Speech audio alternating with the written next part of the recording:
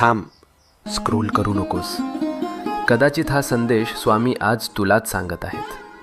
आपण सगळे प्रार्थना करतो ना, रात्री उशीवर डोकं ठेवल्यावर मनातलं सगळं देवाला सांगतो आणि मनापासून अपेक्षा करतो की उद्या काहीतरी बदल होईल. पण जेव्हा काहीच होत नाही तेव्हा मनात प्रश्न येतो, स्वामी ऐकतात का खरंच? ऐक, स्वामी नेहमी उत्तर देतात.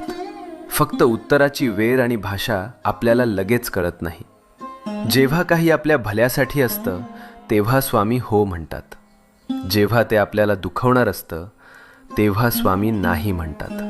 आणि जेव्हा आपल्याला अजून थोडं मजबूत व्हायचं असतं तेव्हा स्वामी शांतपणे म्हणतात, थांब, योग्य वेळी देतो. म्हणून हार मानू नको. तुझ्या प्रार्थनेचं उत्तर येतंय. फक्त थोडा विश्वास, थोडा धीर, मनात